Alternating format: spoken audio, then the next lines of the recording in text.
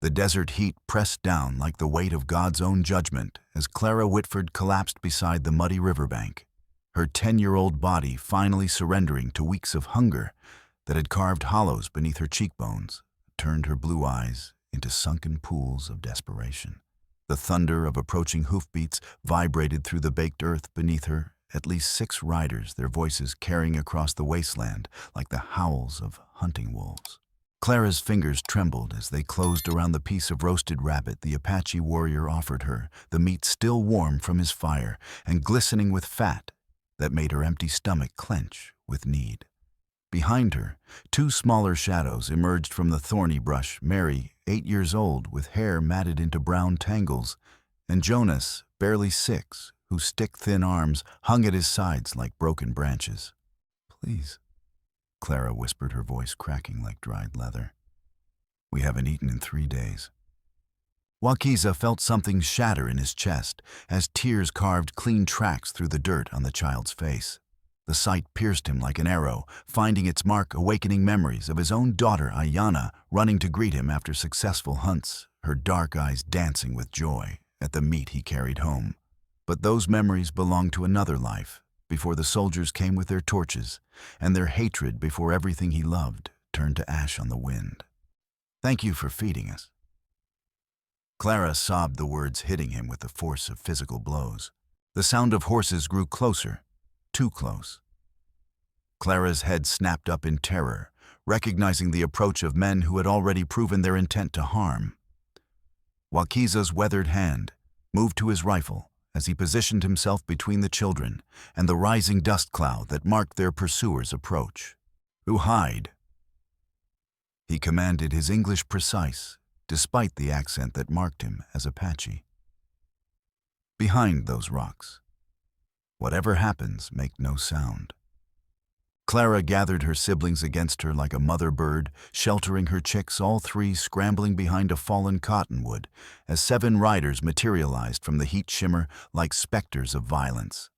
Deputy Elias Boone led them, his tin badge catching the merciless sunlight. But the men behind him carried themselves with the casual brutality of those who killed for wages rather than law. "Apache." Boone's voice cut through the desert air, dripping with the false authority of a small man who had found power in another's shadow.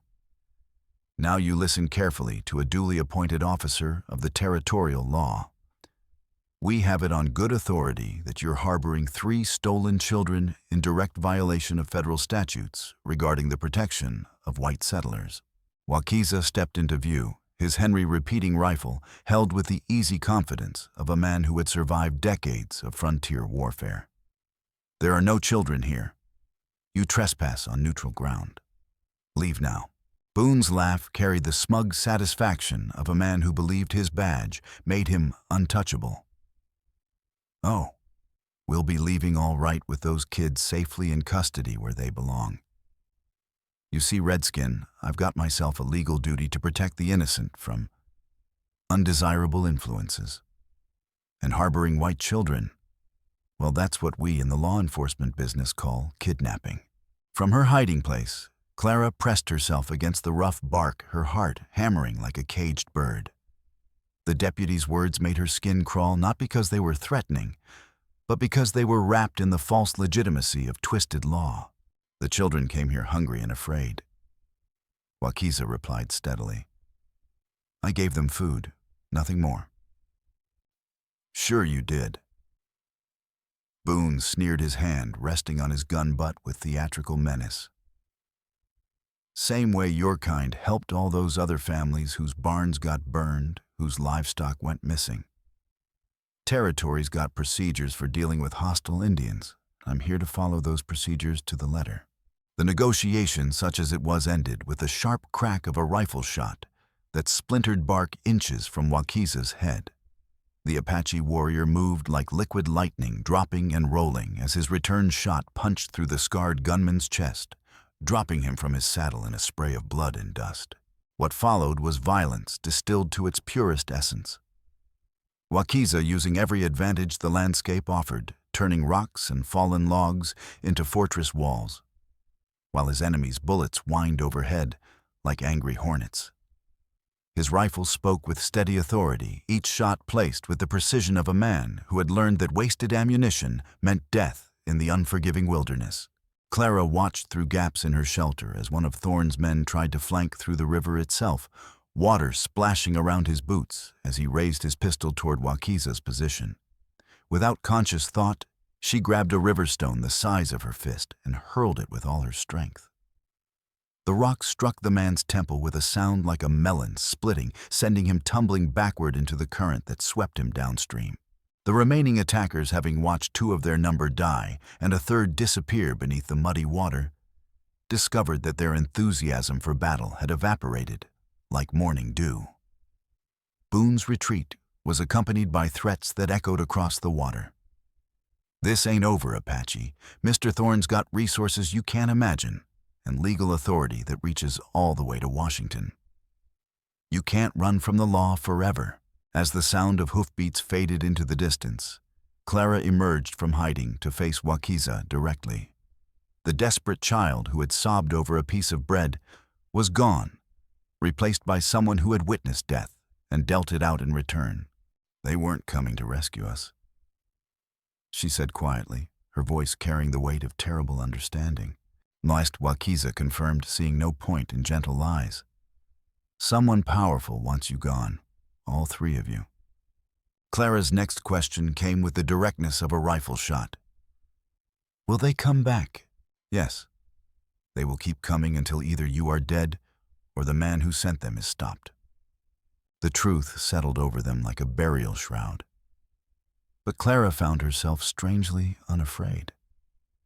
She had discovered something in herself during those desperate moments by the river, a core of steel that would not bend, would not break, no matter what forces arrayed themselves against her small family. The Whitford family's dream had begun 18 months earlier, when Samuel Whitford, a Union Army veteran, still walking with the limp that Gettysburg had given him, used his military pension to purchase 40 acres of seemingly fertile land near the copper mining settlement of Cinder Bluff. His wife Margaret had followed him west with the complete faith of a woman who had already seen her husband survive the worst that men could do to each other, bringing their 3 children and her grandmother's china, wrapped carefully in quilts, small anchors of civilization, in a land that seemed determined to strip away all comfort and refinement. For a time, the dream had felt achievable. Samuel cleared the land with help from neighbors who understood that survival in Arizona territory required cooperation among decent folk. He planted corn and beans in soil that seemed rich with promise, began construction of a proper house to replace their initial tent dwelling. Margaret tended a kitchen garden and taught daily lessons to Clara Mary and Jonas, using books that had made the journey from Missouri packed between household goods and hope. But their land bordered the domain of Charles Thorne, a man whose expensive suits and gold pocket watch could not disguise the calculating coldness that lived behind his pale gray eyes. Thorne had come west not to build something lasting, but to extract wealth from the land and its people with the methodical efficiency of a machine designed for harvesting human suffering. His copper mine employed most of the men in Cinder Bluff, but it was a hungry beast that devoured safety measures as surely as it consumed the bodies of workers who challenged its appetite. Mine tailings poisoned the streams where families drew their water, and the constant blasting destabilized the surrounding hills, making farming a gamble against forces beyond any individual's control. When Samuel's crops withered from contaminated water, necessity drove him to seek employment in Thorne's mine. The former soldier hated the dark tunnels that reminded him too vividly of trenches at Antietam. But his family's survival depended on the wages Thorne paid. It was there in the poisonous depths of the earth that Samuel began to notice patterns that made his veteran's instincts scream warnings of danger ahead. Safety supports were being removed to speed copper extraction. Gas buildups that should have triggered immediate evacuation were ignored to maintain production schedules. Workers who complained about conditions had a disturbing tendency to find themselves assigned to the mine's most dangerous sections, where cave-ins happened with suspicious regularity. Samuel began keeping detailed notes in a leather journal documenting dates and locations where corners were being cut, recording conversations where foremen received orders that prioritized ore tonnage over human lives. His military training had taught him the value of intelligence gathering, and he approached this investigation with the same methodical precision that had kept his unit alive through 3 years of warfare. "Something's killing men down there, Margaret," he confided to his wife one evening as desert stars wheeled overhead. Not Cavin's murder dressed up to look like accidents. Thorne's eliminating anyone who might report his practices to territorial authorities. Margaret touched his scarred hand with gentle fingers that had learned to heal rather than harm. "What can you do?" "Document everything. Build a case so strong that even corrupt officials can't ignore it. When I have enough evidence, I'll take it to authorities in Tucson who aren't on Thorne's payroll." 3 weeks later, Samuel Whitford died in what Charles Thorne claimed was a tragic accident, a cave-in that trapped him alone in a tunnel that had been declared safe just hours before. His body was recovered, but the journal containing his evidence vanished as completely as if the earth itself had swallowed it. Margaret's grief was sharpened by the terrible certainty that her husband's death had been murder, but she possessed neither proof nor allies in a town where Thorne's money controlled nearly every aspect of daily life. When she fell ill with fever 2 weeks later, her symptoms consistent with arsenic poisoning from contaminated water. Only Dr. Amos Leland attempted to provide medical care. Leland was among the few residents of Cinder Bluff who dared question Thorne's methods, though he did so quietly to avoid joining the growing list of the mine owner's victims. The physician had come west to escape his own demon's memories of amputating limbs and treating wounds that no human being should have to inflict on another. He recognized Margaret's symptoms, but understood that voicing his suspicions would likely cost him his life. After their parents' deaths, Clara, Mary, and Jonas were briefly taken in by the Hendricks family shopkeepers, whose livelihood depended entirely on Thorne's continued prosperity. But the children were treated more like unpaid servants than welcomed guests, forced to work long hours for table scraps and sleeping space in a cold storage room. When Clara overheard Mrs. Hendricks discussing plans to send them to an orphanage 300 miles away, primarily to eliminate the expense of their continued care, the 3 children fled into the wilderness with nothing but the clothes on their backs and a desperate hope that death in the desert might be preferable to slow starvation in an institution. For 2 weeks, they survived on whatever edible plants Clara could identify from her father's teachings, drinking from streams, when they could find them sleeping under shelters constructed from thorny branches and stubborn determination. Clara tried to keep them moving toward the Salt River, remembering stories her father had told about Apache camps in that region, though she possessed no specific plan beyond the vague hope that someone somewhere might show mercy to 3 lost children. It was during one of these desperate searches for food that Clara collapsed near Wakiza's camp by the river. The Apache warrior had been living in solitude for 3 years, surviving through skills learned in childhood and maintained through necessity. He fished the muddy waters, hunted small game with snares and patience, and maintained an uneasy neutrality in the conflicts that continued to tear the territory apart. Wakiza's isolation was self-imposed penance for failures both real and imagined. Other Apache warriors viewed him with suspicion because he had once worked briefly as an army scout, hoping to build bridges between 2 peoples who seemed determined to destroy each other. White settlers feared him simply because he was Apache, despite his efforts to avoid confrontation. This loneliness suited his grief-stricken state. He wanted nothing more than to live quietly until death finally allowed him to rejoin his murdered family. But finding Clara unconscious by the water's edge triggered memories so powerful, they nearly brought him to his knees. The girl's vulnerable condition, her obvious desperation, reminded him achingly of his daughter Ayana's trust and need. He carried Clara to his fire, despite every survival instinct screaming warnings about the dangers of involvement, gave her water and food, and waited for her to awaken. When Mary and Jonas appeared shortly after, drawn by the smell of cooking meat, Wakiza found himself feeding all three children, despite knowing that such kindness would likely cost him his life. Meanwhile, in Cinder Bluff, Deputy Elias Boone was already spreading the word that 3 white children had been seen in the company of an Apache warrior. Boone served Thorne with the loyalty of a well-trained dog, using his badge to legitimize whatever violence his master required. When word reached Thorne that the Whitford children were not only alive, but potentially in possession of information about their father's activities, the mine owner recognized a threat that demanded immediate elimination. The stage was set for a confrontation that would test the bonds between an Apache warrior haunted by loss and 3 white children whose survival depended on his willingness to fight for people who were not his blood, but had somehow become his responsibility. The attack at the river had accomplished nothing beyond transforming their temporary refuge into a killing ground. Wakiza's camp was no longer safe. Their supplies were limited to what they could carry, and Jonas bore a shallow cut from bullet fragments that was already showing the angry red signs of infection. Worse still, every person in Cinder Bluff would soon know that an Apache warrior had killed 2 of Thorne's men, making him a wanted fugitive with a substantial price on his head. "Where can we go?" Mary asked her 8-year-old voice, barely above a whisper, as she watched Wakiza methodically clean his rifle and count his remaining ammunition.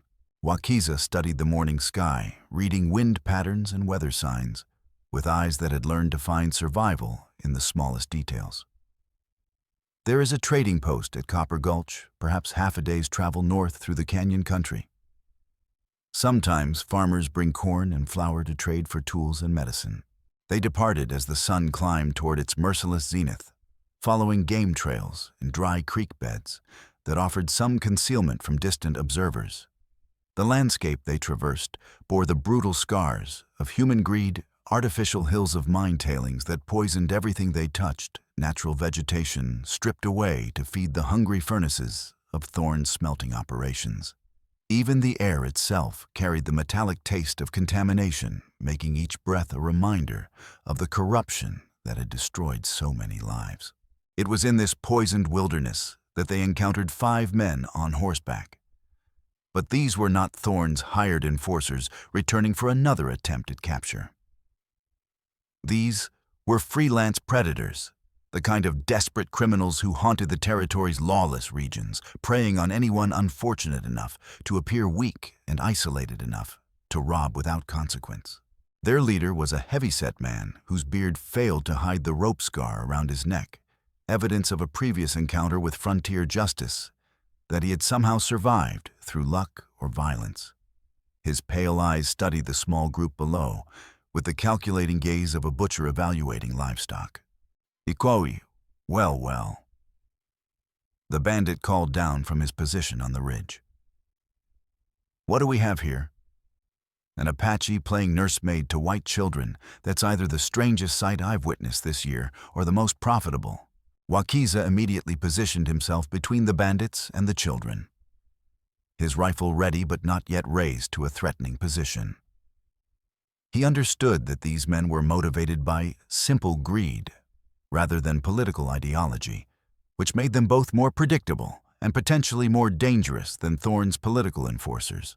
"We have nothing worth taking," Wakiza replied, though he knew such words were meaningless to men who would rob corpses for copper pennies. The bandit leader's laughter sounded like stones grinding together. "I think you're being modest, friend. Those children look like they might have worried relatives willing to pay good money for their safe return. And that rifle of yours is a fine piece of craftsmanship.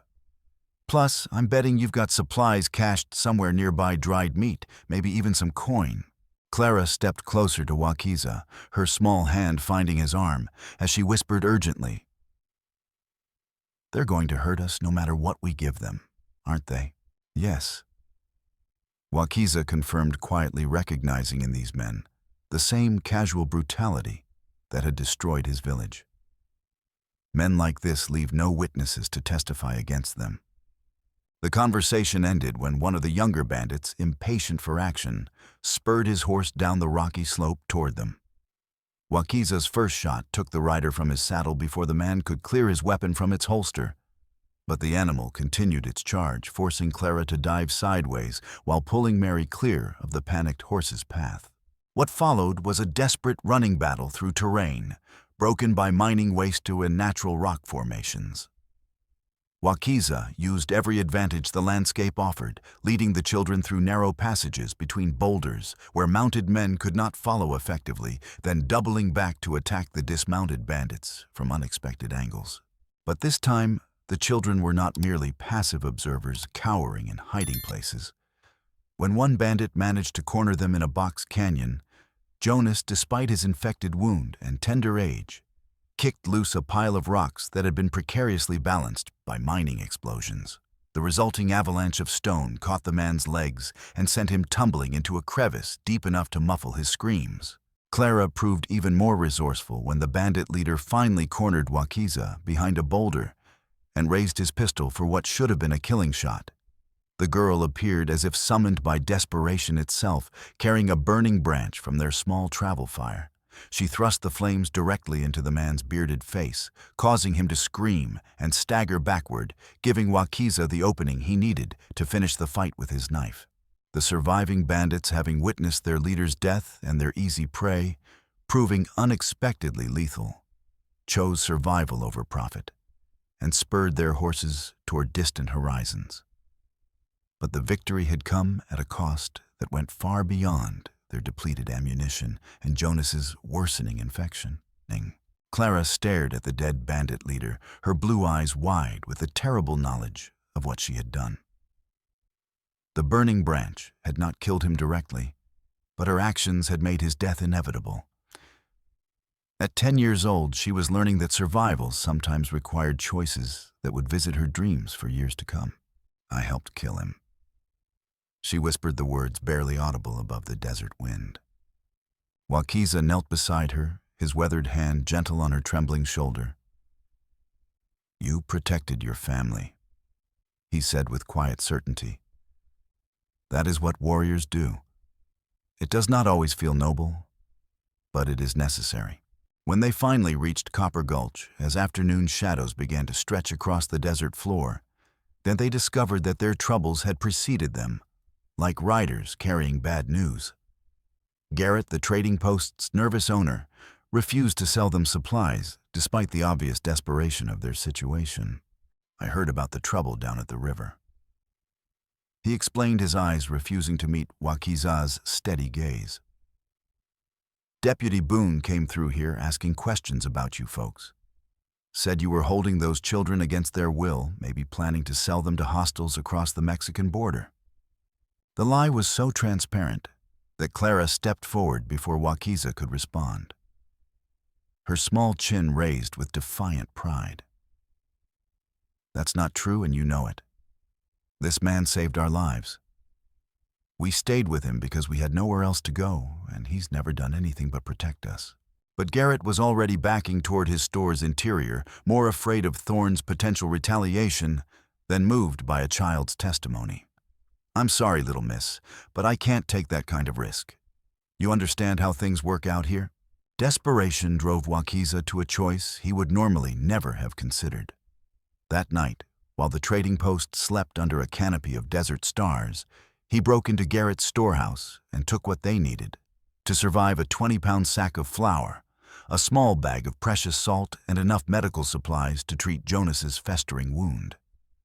He left behind his most valuable possession, a silver medallion that had belonged to his father. But he knew the theft would be seen as armed robbery rather than fair payment. The stolen supplies provided them with food for several days and medicine that might save Jonas's life. But they also transformed Wakiza from a suspected kidnapper into a confirmed criminal in the eyes of territorial law. By morning, wanted posters would be distributed throughout the region, offering a substantial reward for the capture of an Apache warrior accused of multiple crimes against white settlers. As they made camp in a hidden canyon that night, sharing thin soup made from the stolen flour and water from a spring that seemed mercifully free of mining contamination, Clara watched Wakiza tend to her brother's wound with the skilled gentleness of someone who had treated many injuries during his lifetime. "You didn't have to steal for us," she said quietly, not wanting to wake Mary and Jonas, who had finally fallen into exhausted sleep. "Yes, I did," Wakiza replied without looking up from his careful work. "Your brother would have died without proper medicine. Sometimes we must choose between what the law considers legal and what our hearts know to be right." Clara nodded slowly, understanding more about the complexity of the adult world than any 10-year-old should be forced to comprehend.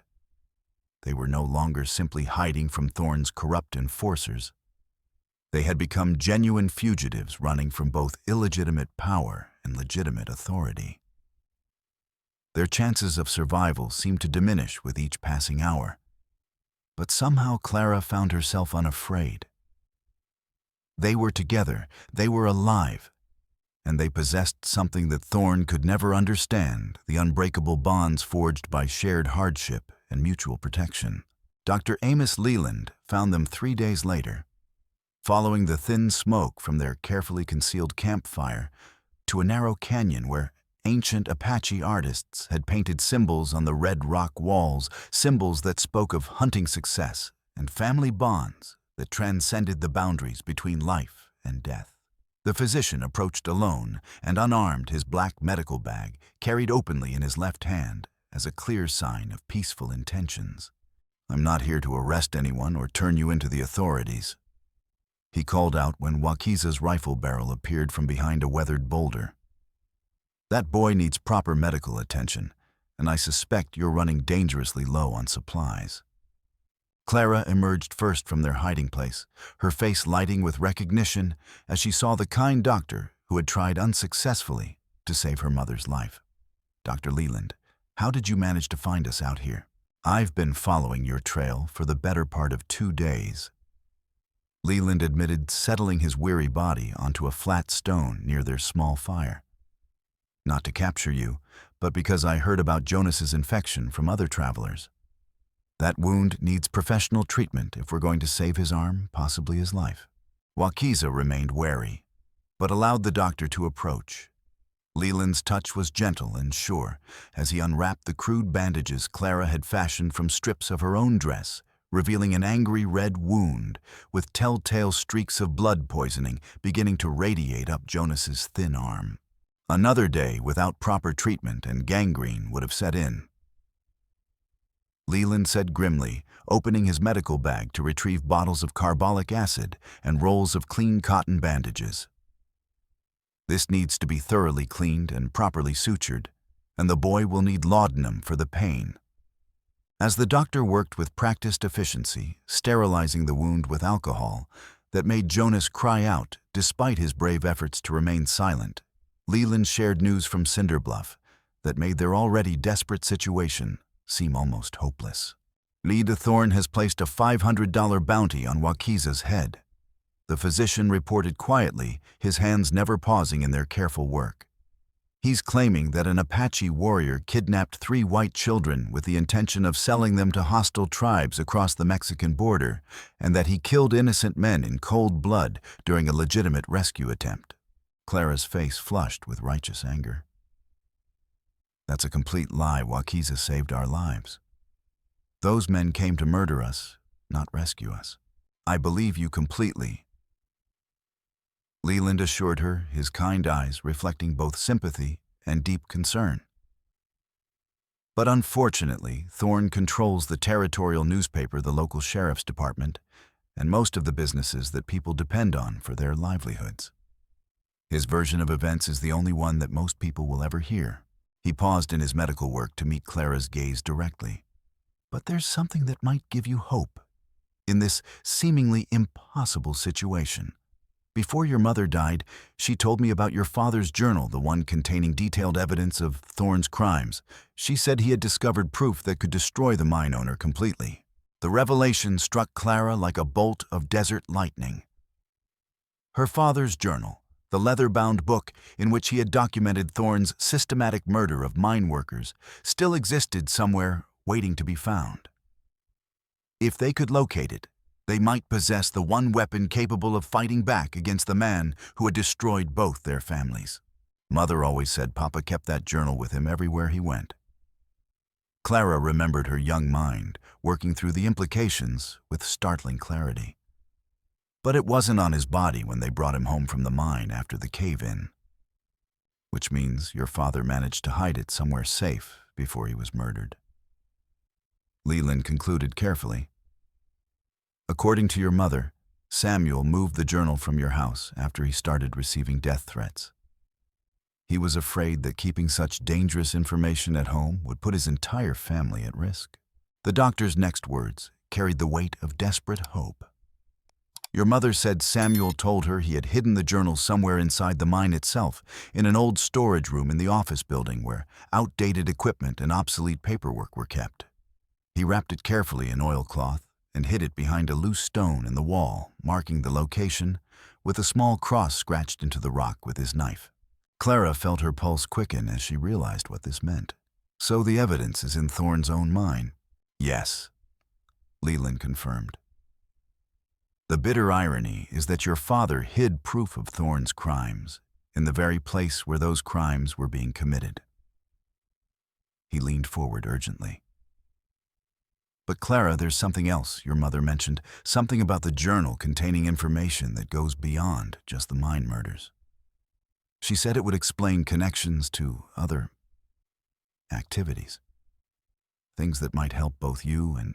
The sound of approaching horses cut through the desert air like a blade, causing all three of them to freeze in terror. The distant thunder of hoofbeats grew steadily louder, accompanied by the shouts of men who had obviously discovered their location through superior tracking skills. Cork, Wakiza said grimly, recognizing the methodical approach of professional hunters. They've found us. Dr. Leland was already on his feet, grabbing his medical bag and preparing to mount his horse. I'll lead them away from you, create a diversion to give you time to escape deeper into the canyon country. But as the physician prepared to sacrifice himself for their safety, his eyes met Clara's with desperate intensity. The journal, Clara. It has everything, all the evidence you need to expose Thorne's crimes, and it will explain everything that's happened, including what was done to Wakiza's people. The doctor's horse disappeared into a cloud of dust as he rode directly toward their pursuers, shouting and firing his pistol into the air to draw attention away from Clara and Wakiza's hiding place. His final words echoed across the desert, carrying a promise that transformed their desperate flight into something approaching a sacred mission. Clara turned to Wakiza, her young face set with grim determination. We have to get to that mine and find my father's journal. It's not just about proving what Thorne did to our family anymore. It's about finding out what he did to yours. Wakiza nodded slowly, understanding that their time of running and hiding was finally over. Dr. Leland's sacrifice had given them more than just an opportunity to escape. It had provided them with a clear objective and the knowledge that justice for both their families might lie waiting in the heart of their enemy's stronghold. Their childhood was officially over. The time for war had finally arrived. The journey to Cinder Bluff would take them through the most treacherous territory in all of Arizona. A maze of deep canyons and broken ridges where Apache war parties had once ambushed entire cavalry units, and where desperate outlaws now hid from both military patrols and territorial law enforcement. It was country that could kill the unprepared through heat, exhaustion, dehydration, or sudden violence. And Wakiza understood that they would have only one opportunity to reach the mine undetected. Their most immediate problem was Jonas. Although the boy's infected wound had healed significantly under Dr. Leland's expert care, the ordeal had left him physically weakened and easily fatigued. At 6 years old, he simply lacked the strength and endurance necessary for the kind of forced march that would be required to stay ahead of their pursuers while covering the 50 miles of hostile terrain that separated them from Cinder Bluff. I can carry him when his strength fails, Wakiza offered, but Clara shook her head with the kind of practical wisdom that had kept all of them alive through weeks of desperate circumstances. That will slow us down too much when we need to move quickly." She replied, studying her little brother's pale face with eyes that had learned to calculate survival odds with disturbing precision. "And if we're caught in a fight, you'll need both hands free to use your rifle effectively." The solution came from Mary, whose 8-year-old observation proved more valuable than any complex military strategy.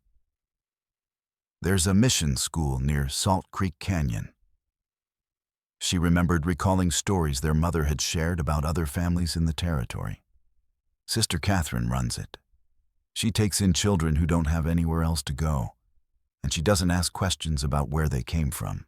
Wakiza was familiar with the place.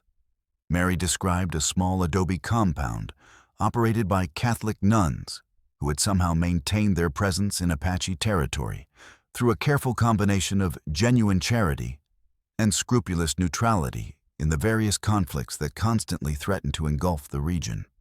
It was only a day's hard travel from their current position, and it would provide Jonas with both safety and proper medical care, while allowing Clara and Wakiza to attempt their dangerous mission to recover the hidden journal. But when they reached the mission school, as evening shadows began to stretch across the desert landscape, they discovered that it was no longer the peaceful sanctuary that Mary remembered from her mother's stories.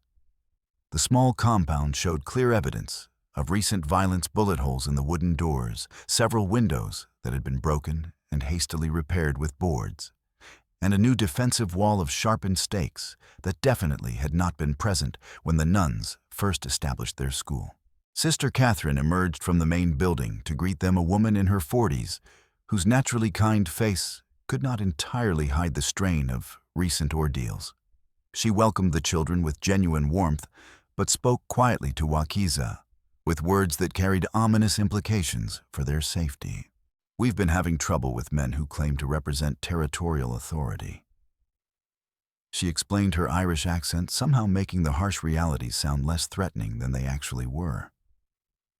"They've demanded that we turn over any Apache children in our care, claiming that they're being relocated to a reservation for their own protection. When we refuse to cooperate, they threaten to burn us out completely." Clara understood the implications immediately. "Thorne's men, I strongly suspect so, though they carried official-looking badges and government papers that might have been legitimate," Sister Catherine confirmed. "They seem to be using the law itself as a weapon, claiming authority they may or may not actually possess to achieve their employer's goals." This new development transformed their relatively simple plan into something far more complex and dangerous than they had anticipated. Leaving Jonas at the mission would certainly protect him from the immediate dangers of their journey to Cinder Bluff, but it would also place him at risk of capture by men who had already demonstrated their willingness to threaten religious women and defenseless children in order to achieve their objectives. The decision was ultimately taken out of their hands by Jonas himself. That night, as they huddled together in the mission's small guest quarters, the boy developed a high fever that left him delirious and completely unable to travel.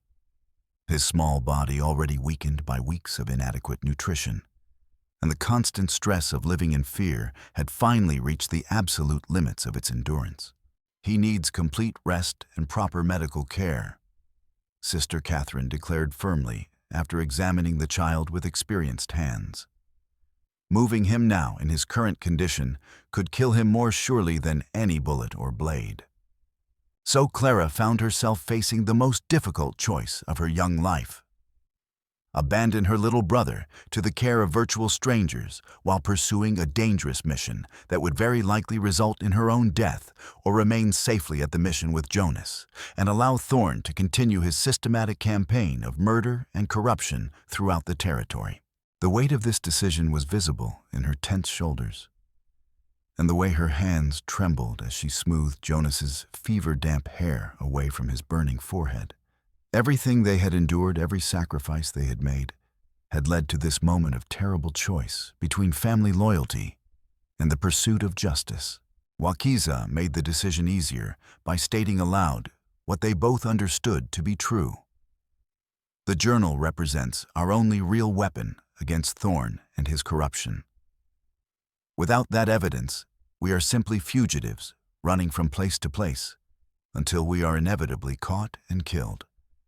But if we can find it and get it to honest authorities, we might be able to stop him permanently and ensure that Jonas is truly safe for the rest of his life.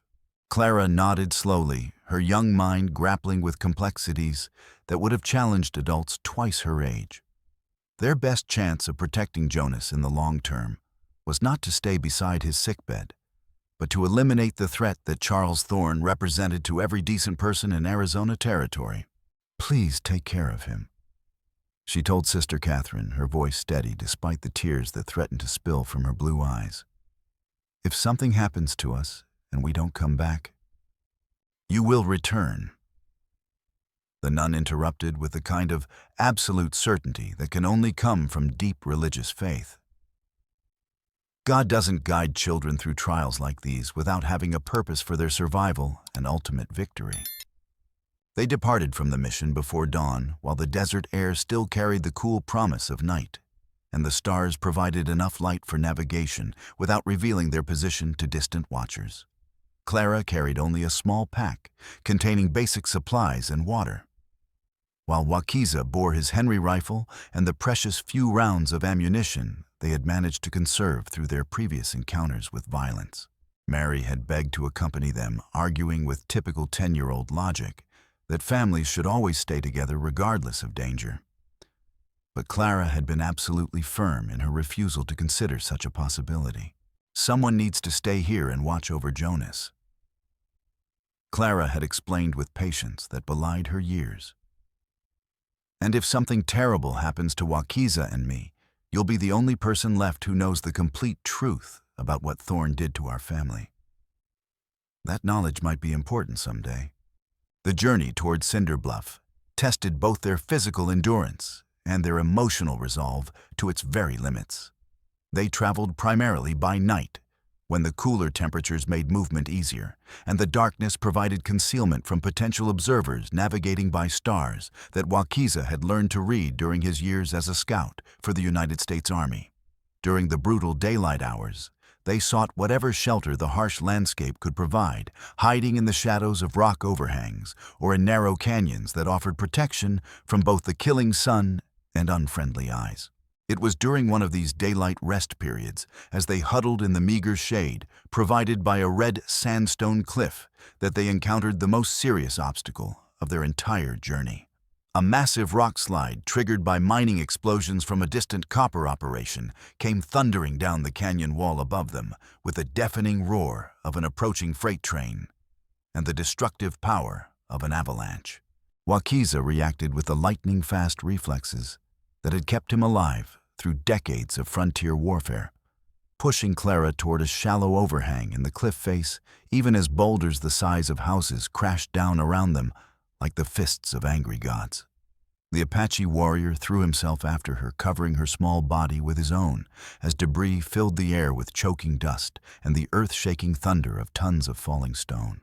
When the avalanche finally ceased, and an eerie silence settled over the transformed landscape, they found themselves trapped in a space barely large enough to accommodate both their bodies, with massive rocks blocking their only exit, and even more stones shifting ominously overhead. Worse still, Wakiza's left shoulder had been struck by a falling boulder, leaving his arm nearly useless and blood seeping steadily through his torn shirt. "Can you move your arm at all?" Clara asked, her voice muffled by the thick dust that continued to settle around them like a burial shroud. Wakiza attempted to flex his injured shoulder and immediately regretted the experiment as white-hot pain shot through his entire left side like liquid fire. "Not effectively," he admitted through gritted teeth. "But we need to find another way out of here before this overhang decides to collapse and finish what the rock slide started."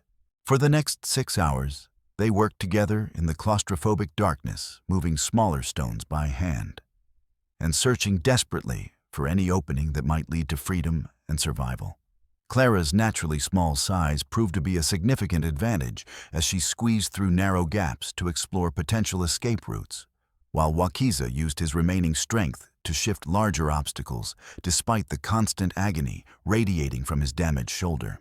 When they finally emerged into blessed daylight, both were bleeding from dozens of small cuts and bruises inflicted by sharp rock edges. And Wakiza's shoulder injury had worsened to the point where he could barely lift his rifle, much less aim it, with any degree of accuracy. Even worse, the rock slide had cost them precious time and forced them to take a much longer route that would add at least another full day to their journey towards Cinder Bluff. But the shared ordeal had also strengthened something fundamental between them that went beyond mere alliance or mutual dependence. As Clara helped bandage Wakiza's wounded shoulder, using strips carefully torn from her own dress, she realized with startling clarity that the Apache warrior had risked his life to save hers without any thought of personal cost or benefit. And when Wakiza watched the 10-year-old girl methodically plan their revised route to accommodate his injuries and their reduced capabilities, he saw in her the same fierce determination and practical intelligence that had made his daughter Ayana such a constant source of pride and joy.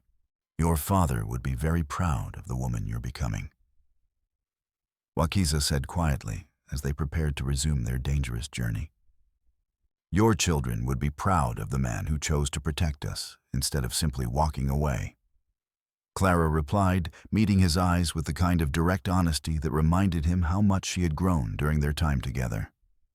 They reached the outskirts of Cinder Bluff as the second major obstacle of their journey drew to its close, both of them injured and exhausted, but united in their determination to find Samuel Whitford's hidden journal and expose Charles Thorne's crimes to the world.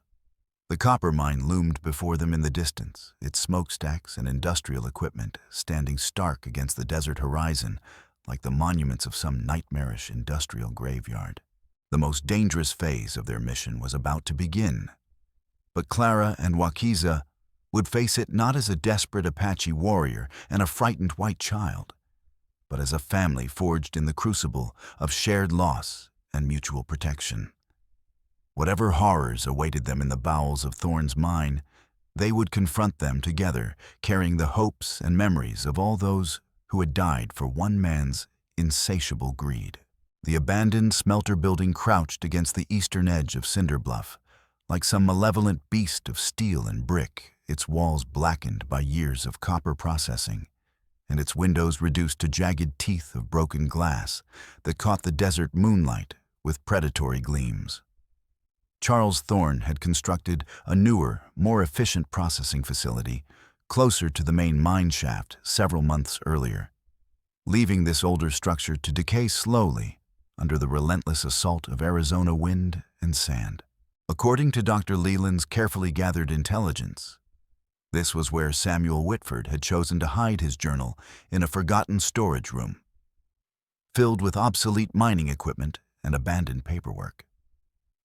The building's obvious abandonment and isolation from the main mining operations made it perfect for their clandestine search. But those same qualities also made it an ideal location for an ambush by enemies who might be expecting exactly such an attempt. Clara and Wakiza approached the smelter through the pre-dawn darkness of what they both understood might be their final day of life. Wakiza's injured shoulder had stiffened considerably during their arduous journey, severely limiting his mobility and making it nearly impossible for him to aim his rifle with anything approaching his usual deadly precision. Clara carried a heavy steel wrench they had discovered discarded near the building's loading dock, a crude weapon, but one that her small hands could manage effectively if the situation demanded violence. "According to your mother's description, the storage room should be located on the second floor in the northwest corner of the building." Clara whispered, her breath visible in the cool desert air, as she recalled every detail of the fevered conversations that had taken place at her mother's deathbed. Papa told her he marked the hiding place with a small cross scratched into the stone with his pocket knife. They entered the building through a loading dock, where ore carts had once delivered raw copper for the smelting process. The interior was a nightmarish maze of rusted machinery, collapsed catwalks and rooms filled with the accumulated debris of abandoned industrial operations. Rats scurried through the shadows, like living reminders of decay. And the air itself carried the metallic taste of copper dust mixed with decades of slowly accumulating rot. What they discovered as they carefully climbed the creaking wooden stairs to the second floor was that they were definitely not alone in the building. Men's voices echoed from the upper levels, harsh, urgent tones that spoke of people engaged in their own secretive and dangerous business. Clara and Wakiza froze on the staircase, straining to hear words that made their blood run cold with the certainty of impending disaster. "The boss says that journal has to be found tonight, no matter what it takes." One gravelly voice was declaring with the authority of someone accustomed to giving orders. If those kids manage to reach territorial authorities, with whatever evidence the old man collected, Mr. Thorne's entire operation goes down in flames, and we all hang alongside him. What about the Apache and the girl? Asked a second voice that Clara recognized with a sinking heart as belonging to Deputy Boone, though his tone carried none of its usual swagger. "Cork's been tracking them for 3 solid days. His signs indicate they're definitely headed in this direction." Boone's next words revealed the nervous uncertainty beneath his official bluster. "I gotta tell you, I don't like this business of cornering a desperate Apache warrior. These people got a reputation for fighting like devils when they're backed into a corner. Maybe we should just wait for them to come to us nice and legal-like. Thorne wants them taken alive, if at all possible," replied the first speaker with the casual tone of someone discussing livestock rather than human beings. "Says he needs to know exactly what they've learned and who they might have talked to before they get properly disposed of. But if it comes down to a choice between capturing them and letting them escape, well, dead children tell no tales to federal investigators." A third voice joined the conversation, thin, precise, and coldly professional. "Gentlemen, you're discussing this matter as if it presents some form of tactical challenge. I've been tracking prey across this territory for 15 years, and I can assure you that one wounded Apache and a frightened child do not constitute a significant threat to properly prepared professionals." Clara felt her stomach clench with nauseating fear as she realized this must be Silas Cork himself, the legendary tracker whose reputation for relentless pursuit had made him Thorne's weapon of choice against anyone who dared to challenge the mine owner's authority. Cork continued with the detached confidence of a man who viewed hunting human beings as merely another form of skilled labor. The Apache's shoulder injury limits his mobility and accuracy. The child, while surprisingly resourceful, remains physically insignificant.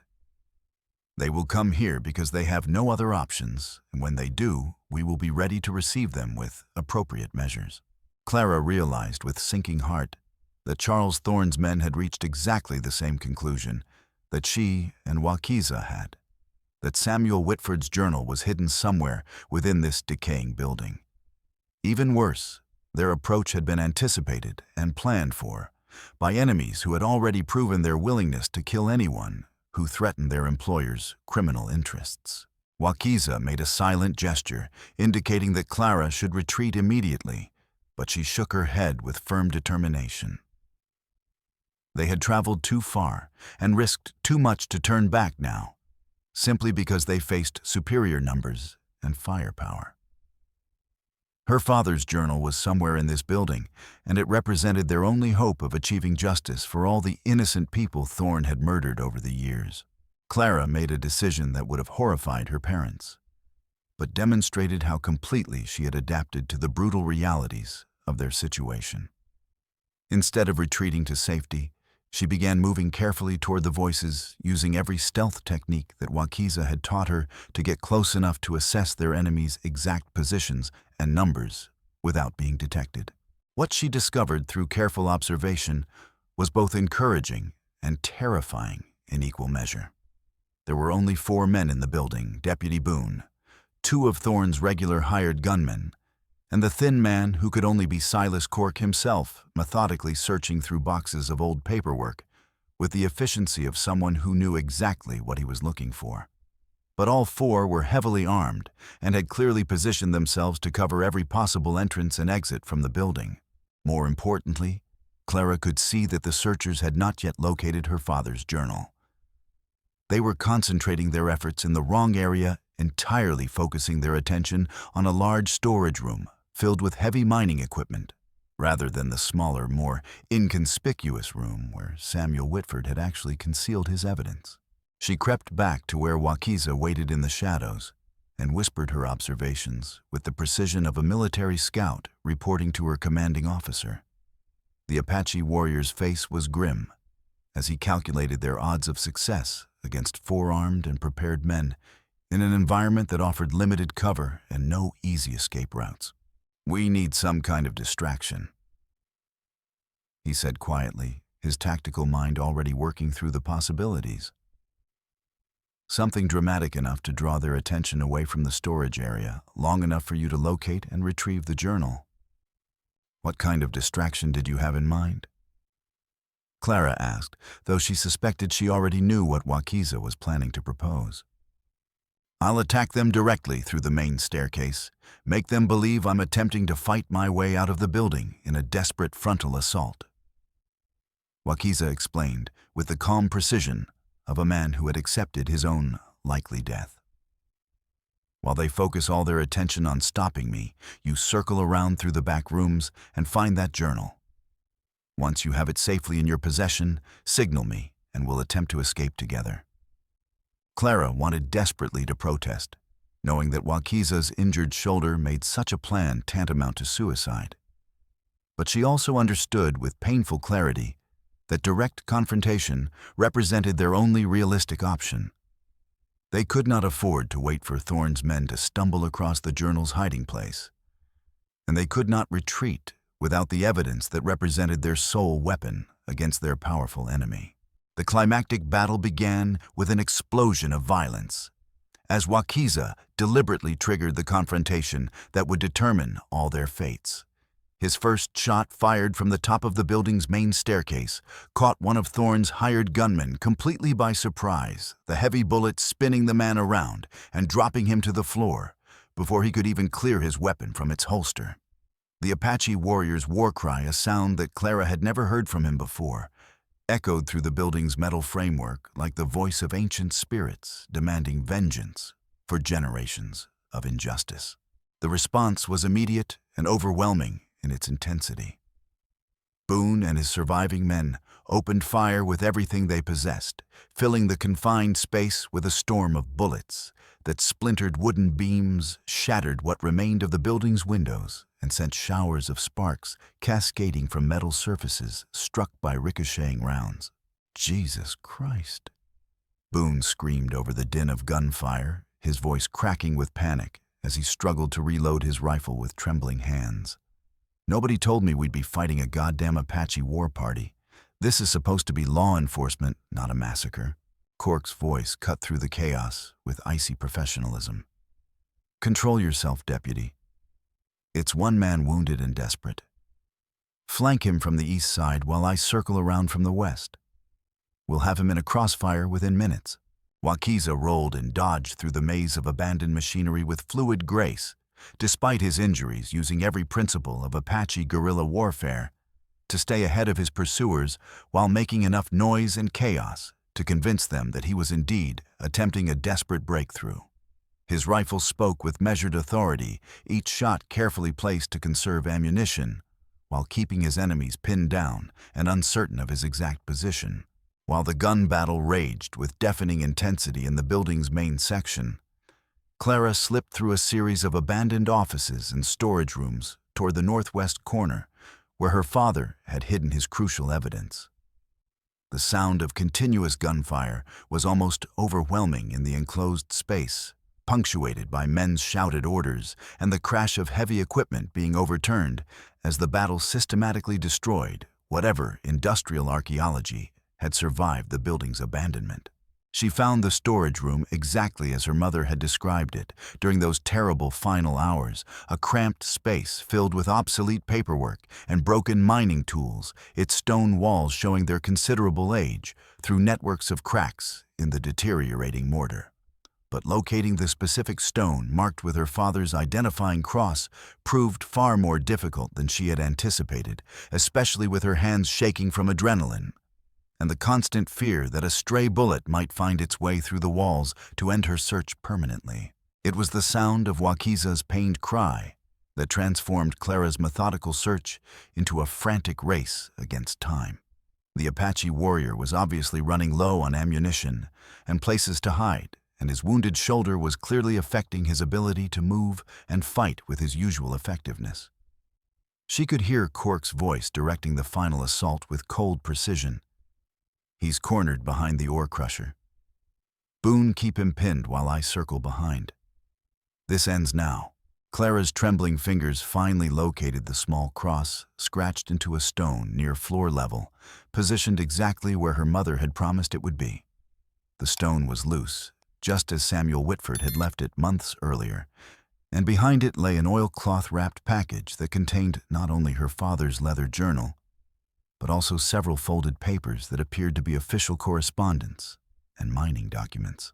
As Clara pulled the precious evidence from its hiding place, her eyes caught sight of writing on one of the paper's military letterhead, bearing the seal of the United States Army.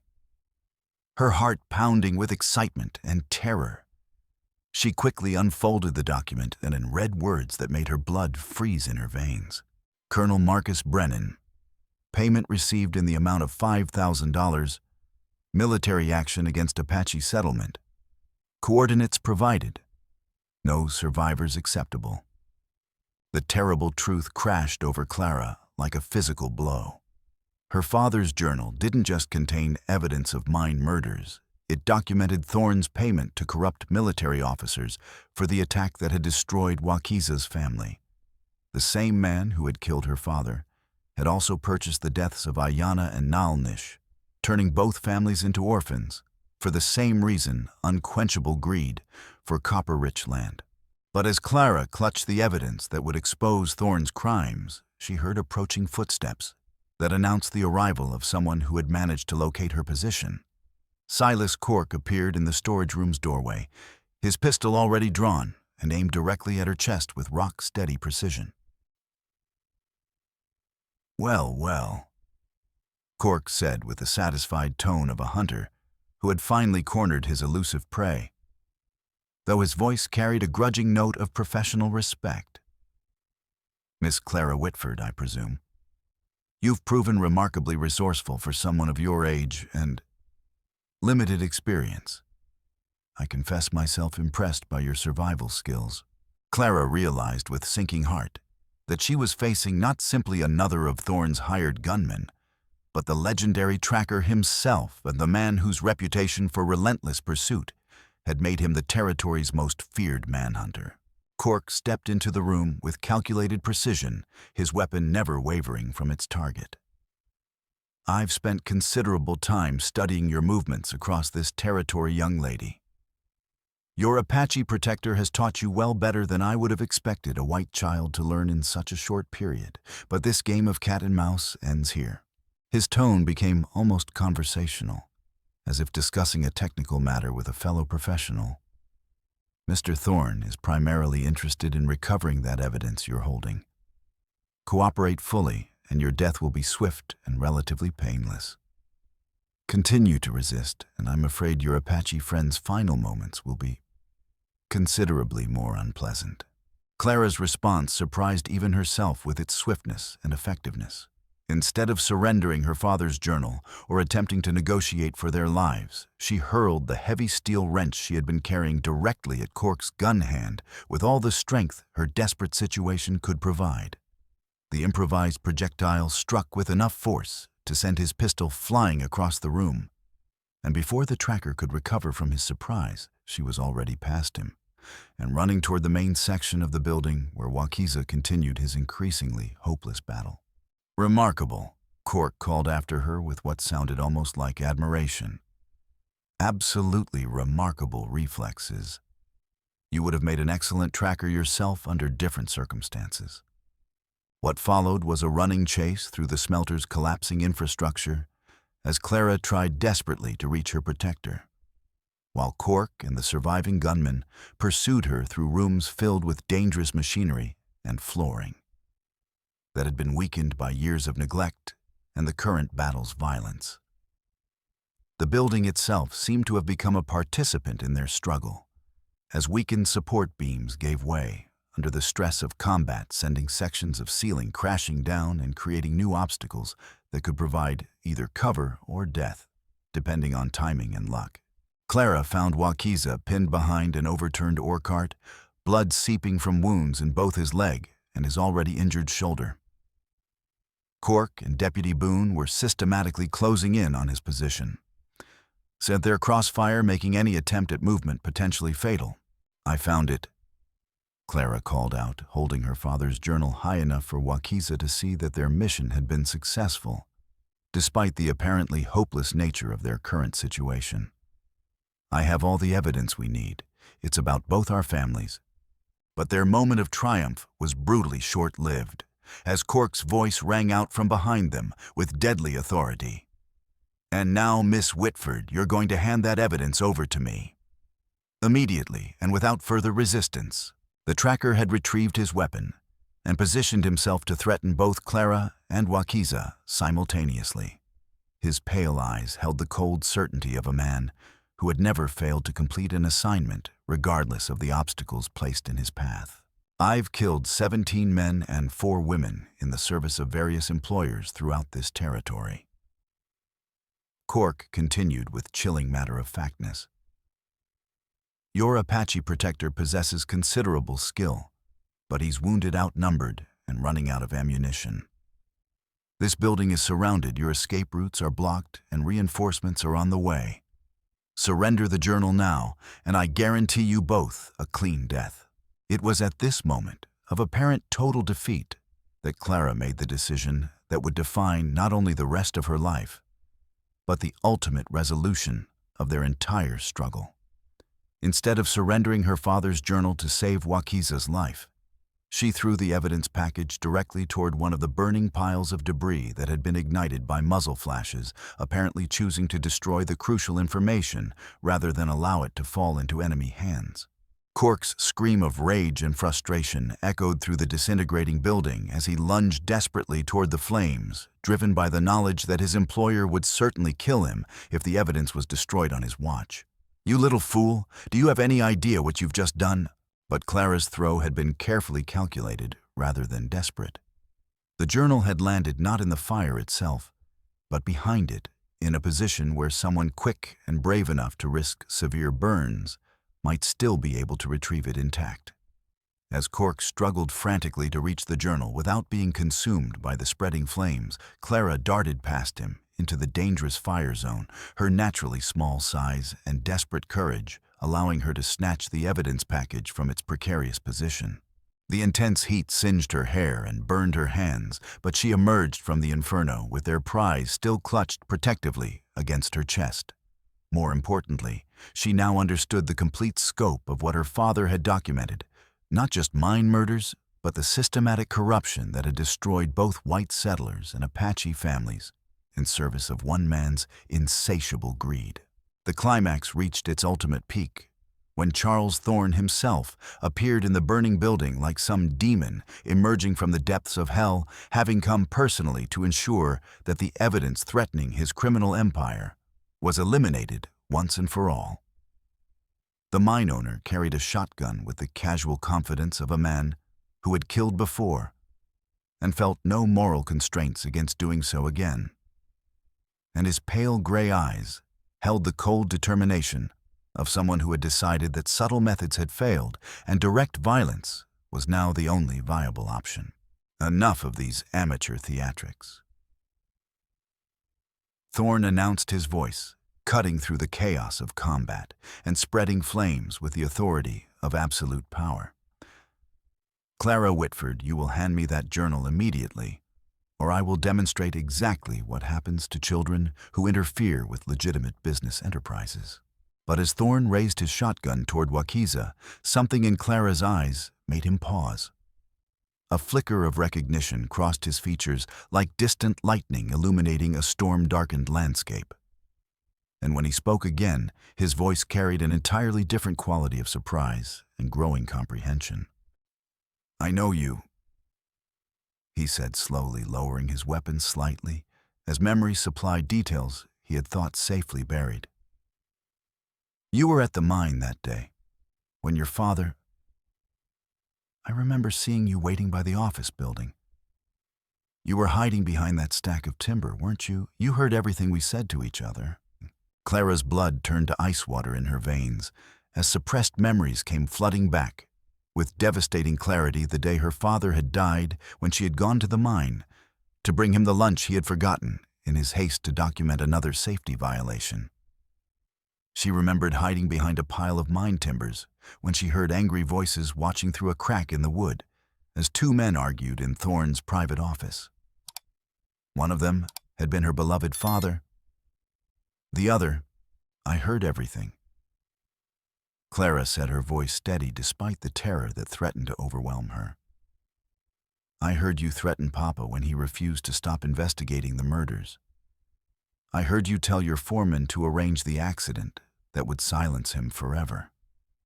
But now, clutching her father's journal and the incriminating military correspondence, Clara possessed knowledge that went far beyond her childhood memories. Her voice grew stronger as she recited the evidence she had discovered. "And I know about Colonel Brennan. I know about the $5,000 you paid him to attack Wakiza's village. You killed both our families, his children and my father, all for the same reason." Thorne's face went ashen as he realized the full scope of what the child had discovered. His admission came in a voice that carried the weight of a man who understood his empire was crumbling. "Your father was an idealistic fool who couldn't understand the necessities of progress. Samuel threatened to destroy everything I had worked 20 years to build an entire industrial empire that brings civilization and prosperity to this godforsaken wilderness." The mine owner's voice grew more animated as he defended his actions with the fervor of a man who genuinely believed in his own righteousness. Those Apache were squatting on the richest copper deposits in the territory, living like savages while sitting on resources that could fund railroads. Cities, the very future of Arizona. Your father and his precious safety regulations would have bankrupted my operations and thrown hundreds of men out of work. Sometimes great enterprises require difficult decisions, unpleasant sacrifices for the greater good. Thorne's eyes blazed with the fanatic certainty of a man who had convinced himself that mass murder was justified by economic necessity. "I am not a criminal child. I am a builder of empires. The deaths of a few Apache and some troublesome mine workers are acceptable casualties in the grand project of taming this frontier and transforming it into something worthy of civilized people."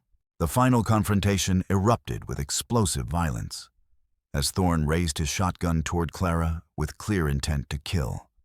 Wakiza, despite his multiple wounds and failing strength, threw himself between them just as the weapon discharged with a deafening roar that seemed to shake the entire building.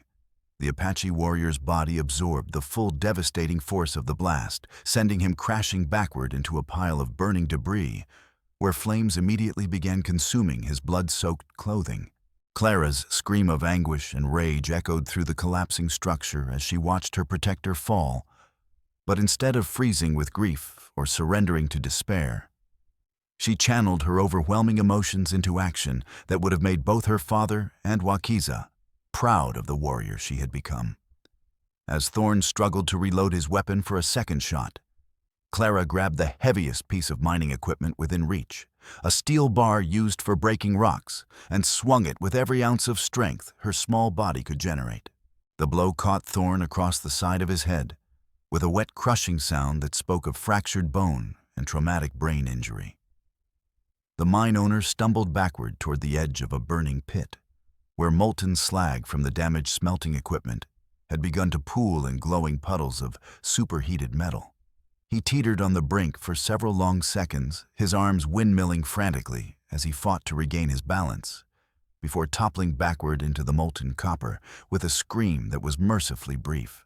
Clara rushed immediately to where Wakiza lay, among the burning debris, his breathing shallow and increasingly labored as his life slowly ebbed away. The Apache warrior's eyes found hers as she knelt beside him, still clutching her father's journal, and the evidence that would bring justice to both their families. "Oh, did we succeed?"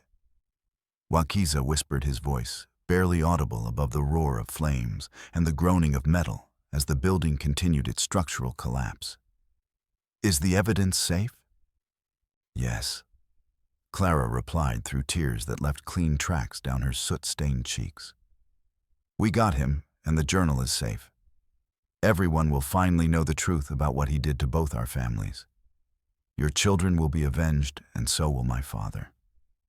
Wakiza's weathered hand reached up with tremendous effort to touch Clara's face with infinite gentleness. "You have grown strong like my Ayana." He said, his words coming with increasing difficulty as his strength failed. "Take care of your family. Live free from the shadows of the past. Make something beautiful from all this pain." Those were his final words. As federal marshals summoned by Dr. Leland's urgent messages to territorial authorities in Tucson burst through the smoke and flames into the disintegrating building, they found Clara Whitford kneeling beside the body of an Apache warrior who had died protecting a white child, while evidence of the territory's most extensive criminal conspiracy smoldered in the ruins around them. The climax was complete, purchased with blood and sacrifice. But justice had finally been served. 6 months later, the territorial courthouse in Tucson was filled beyond its normal capacity on the morning when the final evidence from Samuel Whitford's journal was formally presented to Judge Harrison Caldwell, a man whose reputation for fairness and incorruptibility had earned him respect throughout Arizona territory. Clara sat in the front row of the gallery, wearing a new blue dress that Sister Catherine had carefully sewn for this momentous occasion. Her blonde hair neatly braided and her hands folded in her lap with the composed dignity of someone far older than her 11 years. The immediate physical danger to Clara and her siblings had ended with Charles Thorne's death in the flames of his own smelter, but the legal process of exposing and prosecuting the full scope of his crimes had required months of careful investigation and testimony from witnesses who had been too frightened to speak while the mine owner still lived. Thorne's criminal empire had been systematically dismantled, his surviving associates either imprisoned or fled to Mexico to escape territorial justice. But the wheels of formal legal procedure moved with frustrating slowness. Dr. Amos Leland sat beside Clara, serving as both witness to the events they had survived and legal guardian to the 3 Whitford children. Behind them, Mary and Jonas occupied the second row of benches, both children healthy and well-fed after their months of recovery at Sister Catherine's mission school. Jonas showed no lasting physical effects from his infected wound, while Mary had grown noticeably taller and more confident during their period of separation from Clara's dangerous mission. But there was an empty space in the courtroom that caused Clara's chest to tighten with grief every time her eyes wandered to it. Wakiza had not lived to see justice finally served for the crimes committed against his family and hers. The Apache warrior had died in the flames of Thorne's smelter, his body surrendering to wounds and exhaustion that weeks of desperate survival had accumulated beyond any possibility of healing or recovery. The evidence presented to this court, Judge Caldwell announced in his deep, resonant voice that carried easily throughout the packed courtroom, demonstrates beyond any reasonable doubt a pattern of criminal conspiracy involving premeditated murder, systematic bribery of federal officials, and deliberate violation of territorial mining safety regulations designed to protect workers' lives. The defendant, Charles Thorne, though deceased, is hereby found guilty in absentia of 12 separate counts of murder in the first degree. The judge's formal words brought a measure of legal closure to families throughout Cinderbluff who had lost fathers, brothers, and sons to Thorne's carefully orchestrated accidents.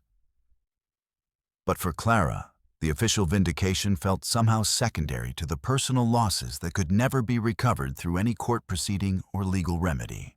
Deputy Elias Boone, who had somehow survived the smelter fire, only to be arrested by federal marshals as he attempted to flee the territory, received a sentence of 20 years in the territorial prison for his role in Thorne's conspiracy. Silas Cork had perished in the burning building, his professional pride preventing him from abandoning his assignment, even when the structure began collapsing around him. As the formal court session concluded and people began filing out of the packed courthouse, Clara was approached by a well-dressed man in his 30s, whom she had never seen before. An individual who carried himself with the bearing of someone accustomed to authority and who wore the blue uniform of a United States Army officer. "Miss Whitford," the stranger said politely, removing his hat in a gesture of respect. "My name is Captain James Morrison, United States Army. I've been conducting an official investigation into the military aspects of the crimes committed by Charles Thorne. And there's something of great importance that I need to share with you." Clara looked up at the Army officer with a wariness that had become her natural response to unexpected encounters with authority figures. "What is it?" Captain Morrison glanced around the courthouse lobby to ensure they would not be overheard by curious spectators or newspaper reporters who had covered the trial with intense interest throughout its duration. "It concerns the attack on Waukeesa's Apache village 3 years ago, the military action that resulted in the deaths of his wife and children."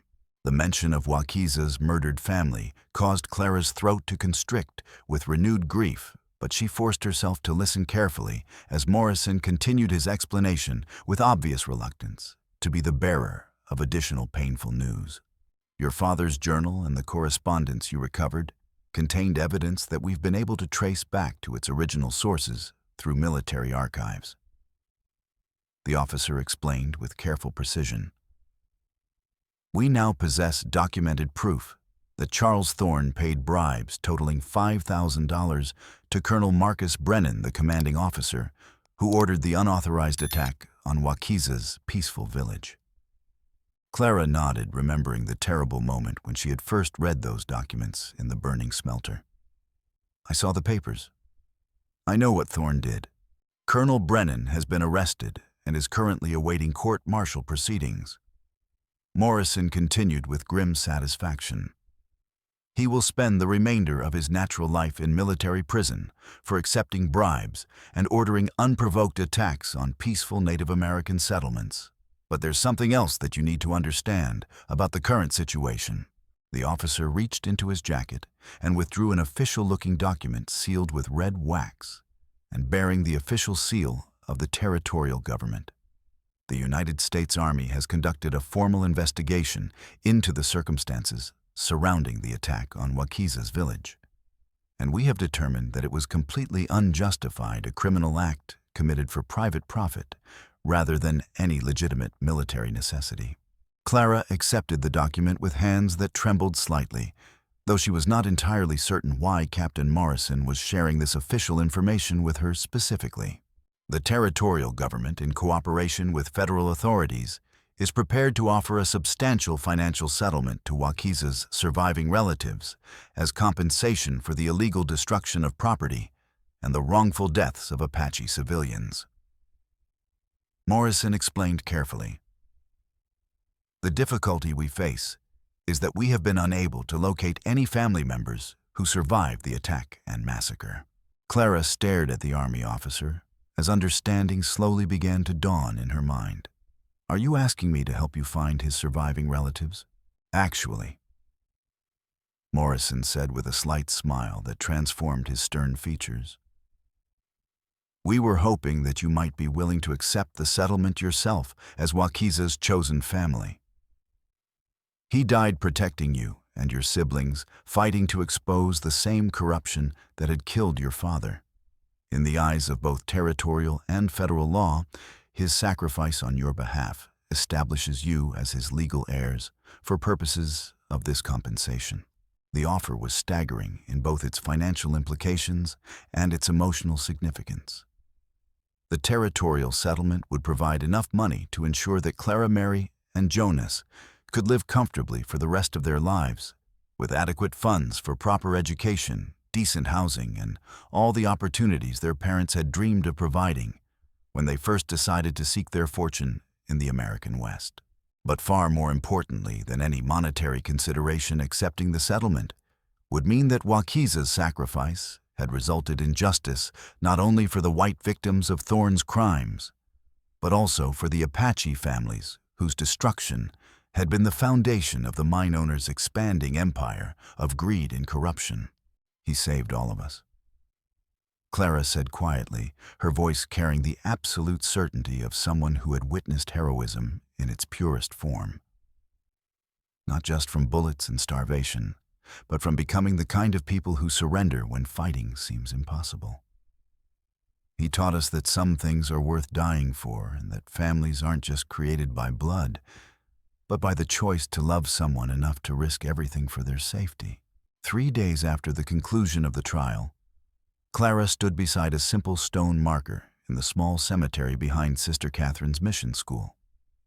Wakiza's grave was marked with both his Apache name and an English translation that Dr. Leland had helped her research, Protector of the Innocent. The inscription seemed somehow inadequate to capture the full measure of the man who lay beneath the desert earth, but it would have to suffice as a permanent reminder of his sacrifice. Mary and Jonas stood beside their elder sister, all 3 children, carrying wildflowers they had gathered from the desert surrounding the mission, small tokens of beauty and life, to place upon the grave of the man who had fed them when they were starving, and protected them when they were hunted by men who viewed their lives as obstacles to be eliminated. The territorial settlement money was safely deposited in a bank in Tucson managed by Dr. Leland, until Clara reached legal majority. But the true treasure they had gained was the knowledge that their family's story had ended not in defeat and despair, but in justice achieved through mutual sacrifice and unbreakable bonds of love that transcended all artificial barriers of race and culture. As the afternoon sun began its descent toward the western mountains that marked the boundary of the territory they now called home, Clara opened her father's journal, the same leather-bound book that had cost so much blood and sacrifice, to recover and read aloud the words Samuel Whitford had written on its final page, words that seemed to speak directly to their current situation. If something should happen to me before I can see this business through to its proper conclusion, I want my children to understand that I fought for what was right rather than what was easy or profitable. I want them to know that courage is not the absence of fear, but the decision that something else, justice, truth, the protection of innocent lives, is more important than personal safety. And above all, I want them to remember that kindness shown to strangers is never wasted, for we are all strangers to someone, and we all depend on the kindness of others to survive in this harsh but beautiful world.